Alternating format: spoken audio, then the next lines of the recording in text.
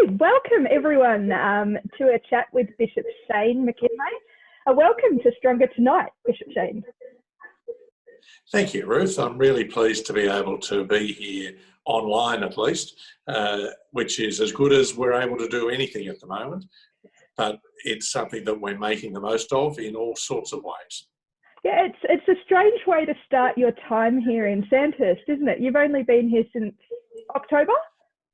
Since October, so I've just passed 6 months. Wow. Still a baby, Bishop, I think. Yeah. But it's very fortunate that I at least had, probably 4 months before this began, so that I'd been around the diocese a bit and it's not a complete stranger to me, and I've met all of the priests at this stage, stayed in a lot of the parishes, celebrated Mass in the churches, visited some of the schools at least, so that when we did stop moving around and stop having public celebrations, at least the connections that I've had, I'm able to picture the people that I'm talking to and mostly the places that we're talking about.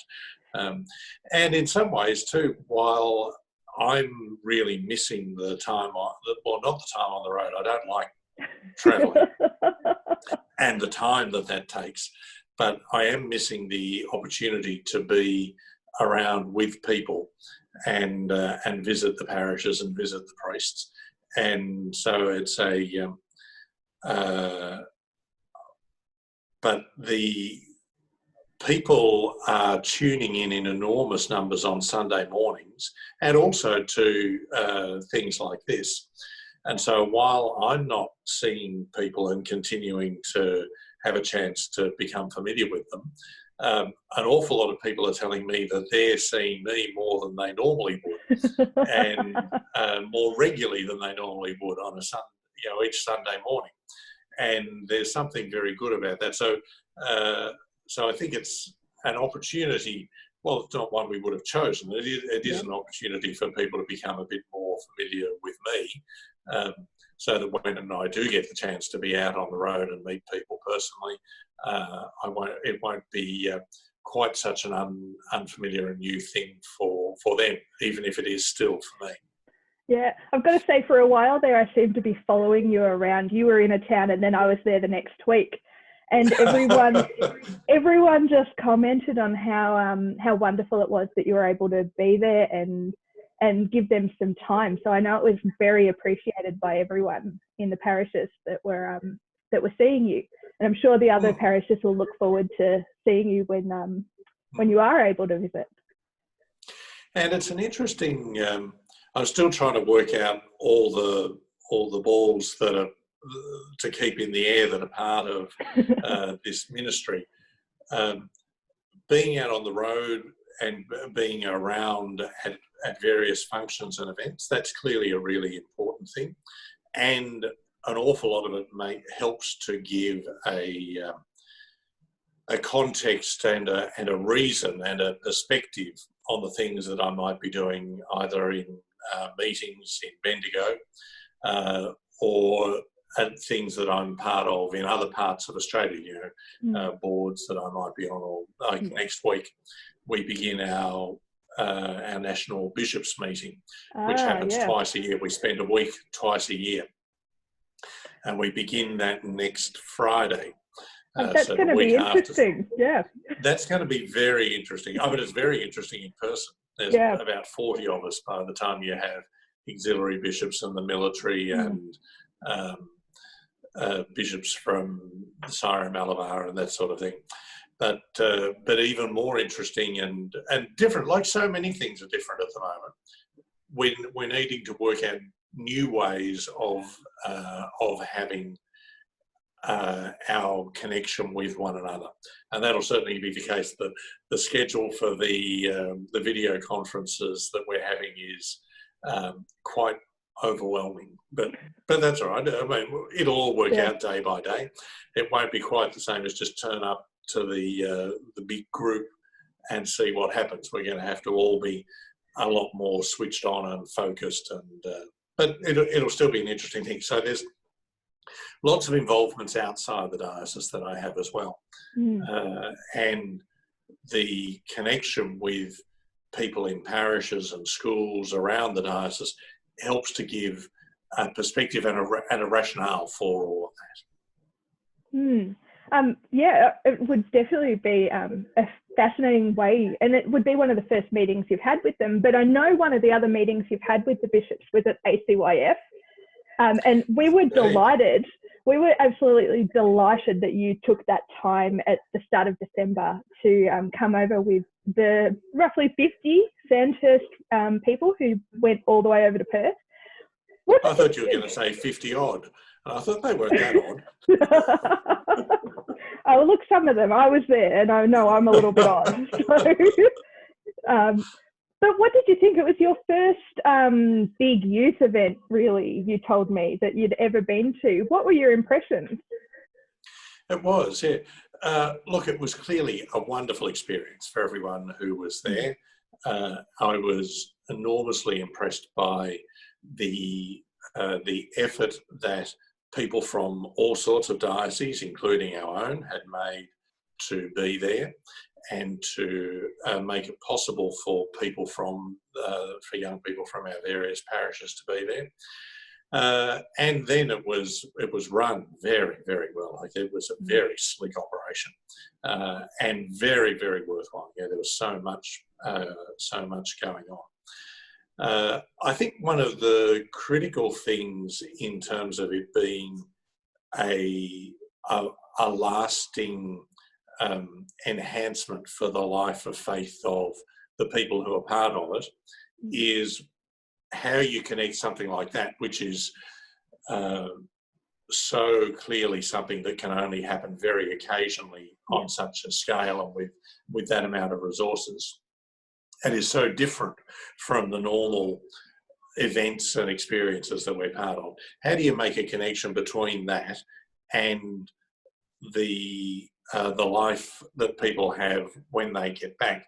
And I think an enormous part of what makes the difference for that is both the lead in and the lead out, the preparation and the follow up.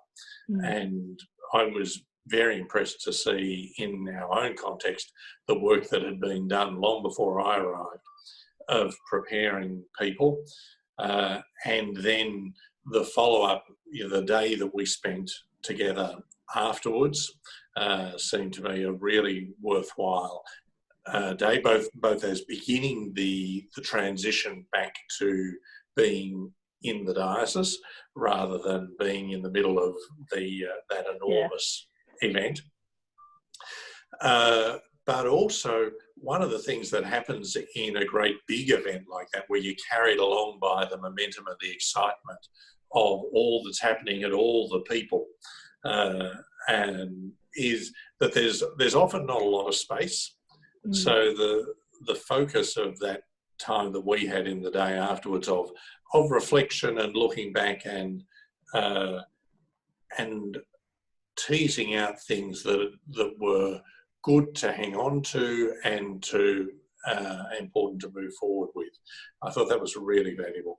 And I know people have been in contact with various people in their own areas since we've been back. And I've certainly enjoyed in some of the parishes and schools that I've visited having some connections with people who I met there at ACYF. Oh, that's fantastic. I'm glad that you had an interesting, a good experience there, and there's a lot of value there. There is always that challenge of that follow-up. But is there any thought on ever considering offering to host an ACYF in Sandhurst? It's certainly possible. I'm not sure if you're volunteering to be the coordinator for that, Ruth. I would need a very big team.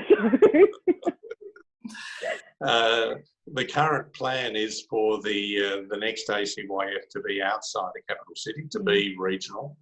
Now, I think we might be looking at different dates for that, with World Youth Day itself being moved. But nonetheless, the plan is for it to be regional. So it'd be a different sort of a gathering, but would have a lot going for it. Yeah, there's yeah, possibilities. It would be a fantastic thing for our diocese, but a lot of work. So, Yes. Speaking of World Youth Day, would you consider I know it's been shifted, but it's still going to be happening. Would you consider going as part of the Sandhurst pilgrimage? I'd consider it. I'll consider anything, but I'm not going to make a commitment to it at this stage. Part of that depends on dates. Part of it too.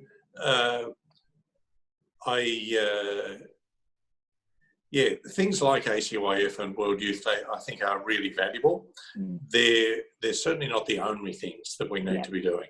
So how that sort of thing fits in the broader picture of both what we're doing in terms of engaging with young people, and what young people are doing. Like, you wouldn't want someone's experience of the church just to be sort of getting by from time to time between ACYF and World Youth Day. That's the only thing that there is to be part of. And similarly, in terms of my own ministry as a bishop, there's a few other things I need to be doing. Really? And I'm still trying to work out where the balance of my energy needs to be spent. So at the moment, my approach in this first 12 months is somewhat reactive. I'm happy. I'm trying to say yes to as much as I can, and just sort of roll along with that. Not quite as simply as that. I'm being a little bit selective and steering that somewhat, but as much as I can, I'm being around and taking things as they come. I'll probably start to be a bit more directive and selective and intentional about how I'm spending my time as I get a bit more familiar with what things I need to be investing time and energy in. Yeah, that makes sense. I'll bring up the conversation again down the track. I'm sure you will. That's part of your job, isn't it? Yeah, very, very much. Okay, I've got another question. I have a question for you from one of our young adults in the diocese, saying, what do you see the role of youth within the church being, especially in Sandhurst? So I think there's an enormous role for youth. It annoys me when people talk about young people as the future of the church. Yeah. And I mean, you get to be part of the present of the church when you're baptised. Oh, that's lovely to full hear. stop. Yeah, not everyone's opinion about things, but it's good to know. No. And so each person plays their part and has their own contribution to make. Everything from the freshness and naivety and innocence that a primary school child might have when they ask you a question that they don't know they're not meant to ask. Why are we doing this? Or what's the priest doing with those funny clothes on up the front? Or through to someone who's no longer mobile and perhaps in aged care and has the wisdom of stories and experience and time, the time and an ear that's available to really sit with people. Each one of us has got a distinct contribution to make. I really enjoyed one of the things I enjoyed at ACYF was the fresh ideas and questions and suggestions that some of the young people were making, and I think that's really healthy. It doesn't mean we have to turn everything on its head. I don't think that helps, but it doesn't hurt people asking, well, why don't we? Why are we doing things in a particular way? And one of the things I think that people, as they get older, start to do is we can become a bit too used to the way that things are. It's good to be seeing things with fresh eyes and to be asked, why are we doing this? And I know some of the young people who were at ACYF, for instance, again, are involved directly in their local parishes, on parish councils and that sort of thing. And I think that's a really healthy thing. There were certainly young people along also, for instance, at the spirituality in the pub evening that I spoke at in Shepparton back in February. Feels like another world away, actually, being as far away as Shepparton. And having a gathering. I mean, the way people were packed into the room that night, we'd certainly not get away with that now. So being part of the church as other people, while still, being mindful that this is a time of, particularly of learning and finding a place. One of the things we've got to get better at is giving scope for young people. I'm thinking particularly of young people as they start to leave school. And, through their 20s and even into their 30s, young people are often moving around a lot between going to uni, starting work, moving from one place to another.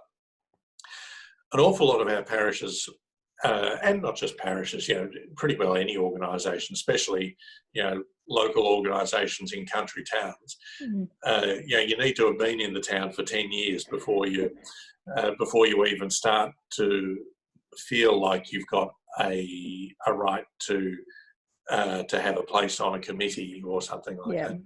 I've heard you can't consider yourself from Bendigo unless you were born there. I've been told that multiple times. Or unless you've got grandkids there or something. So one way or the other. It was one of the things that I when I was studying overseas and living there for a while, at one stage I was involved as chaplain to one of the NATO army bases. And there was a very vibrant community. 300 or 400 would have been along for Mass on a Sunday, and from all sorts of countries. And they were largely English speaking, but not exclusively. And one of the things that was really striking about that experience of church by comparison with what I would normally see in parishes is you would see people stand up one Sunday. Every Sunday they had a thing of, are there any new people here that we need to welcome, and anyone leaving? Because in the army situation, people are generally only in a posting for 2 years. So lots of coming and going. So every week they'd say any new people, anybody leaving. And you'd see people get up one Sunday, and then 2 or 3 weeks later you'd see them reading at Mass or doing the cup of tea or doing something. So it was a much quicker process of jumping in and a much greater openness to people being part of the community as newcomers. And that's one of the things that I think makes it hard for young people, especially once they're young adults and moving into a place and very aware that they might only be there for a couple of years. I'm not here on the same basis as someone who's lived here all their life. I'd say there's a bit of a problem on both sides there. We both on the people who say, "Oh, what are you doing?" the newcomer, but also on our part, if we are new, to think, "Oh, well, I shouldn't be jumping in because I am just new." I'd say jump in, boots and all, and have a go. Yeah, that's really great advice. I'd like to see some more people giving that a go. That would be fantastic. I've got another question for you from another young adult from the diocese, and this one's a bit more personal. So they've asked, do you regret dedicating your entire life to God? I don't think I remember ever doing that. And certainly it's not the sort of thing where I have sat down one day and thought, okay, today I'm going to decide that this is what I'm doing with the rest of my life. Yeah. Life doesn't work like that. It certainly doesn't work like that. The people I know who have got married, and the people, myself included, who have become priests. It's something you grow into the idea of, and part of the growing into that idea is taking it seriously enough to apply to begin at the seminary. My own plan in beginning at the seminary was to get this silly idea out of my head so that I could get on with the rest of my life. I planned to spend not more. I actually hear you entered the seminary quite young compared to a lot of people. Yeah, even in my day. So in my year, there were 10 of us began, and I was the youngest. I was not quite 18. I was always young in my year at school, and we went through to nearly 30 in my year. And my own thinking was there was other things that attracted me, but nothing that attracted me the same way. And I thought, if I go and try one of the other things, it's going to nag at me that maybe this is what I ought to be doing. So the plan was go spend a couple of years, get it out of my system so I can get on with the rest of my life. And that hasn't quite happened. How did that work out for you? Yeah, not so good, sir. Not so good, Ruth. But the decision, lots of life decisions, I think, are the sort of things that we almost realise looking back. You have to take discernment very seriously. So reflecting on who I am, what I'm called to, where my strengths are, where I'm being moved, particularly where am I being moved when I'm at peace. You don't make big decisions at times when your life's a mess. Or when you're either really excited or really upset. They're not decision-making times. But over time, a pattern of discernment, of reflection, of coming to self-knowledge, and thinking about what direction do I want to go, what sits well, trying things out, thought experiments and life experiments too. Becoming engaged in different things. Probably the most significant thing for me in my seminary experience was the year working full-time in a parish, living and working in a parish, living with the priests. And it was by the end of that, I'd say by the end of that I decided that I wanted to become a priest. I realised that I had decided. Yeah. There's almost it's a realising that this is settled and sits well. So it's almost in retrospect. I don't think you sit down and make a life decision. You have a pattern of thinking about life directions and considering possible decisions and testing out how they sit and eventually realising that you're at peace and ready to move forward. Yeah, that's actually really, really great advice. I think a lot of people think that there's going to be this big aha moment, like, yep, that's it, and I'm going to get this sign that tells me what my future holds. But that has been my experience, is that it's a gradual unfolding until it sort of sits, and that's where you are. I mean, it's different for everyone though, isn't it? Yeah, it is. Yeah.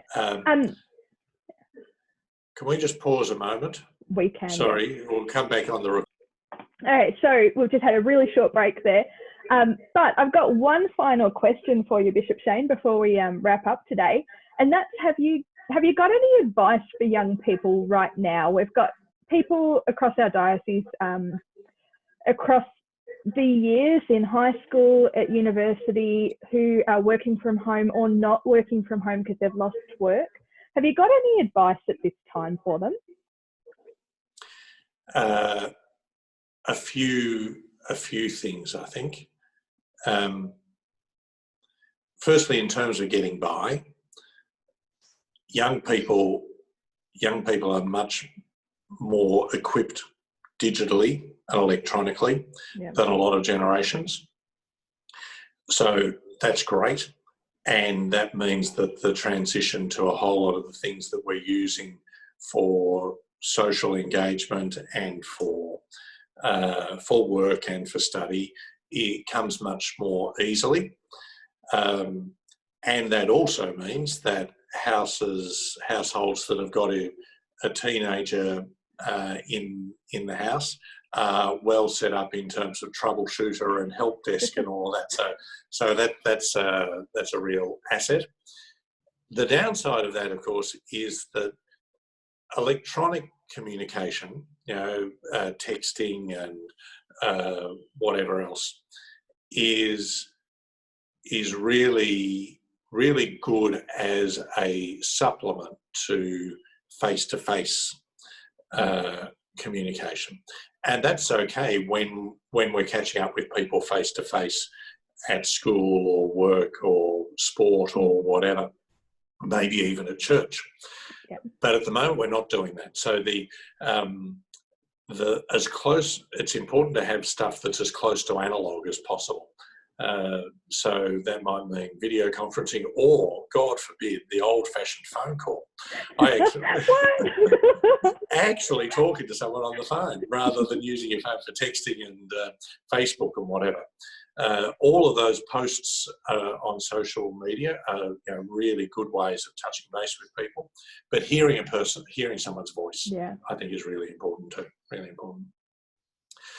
I'd say in terms of advice for getting by, try and be sensitive to your needs and the needs of the other people in your house. Needs for space, for connection, for exercise, for eating well, for a routine. All of that's really important and difficult when we're around people constantly. The things that annoy us annoy us more. We know each other too well. So try and be as generous as you can to them and to yourself too.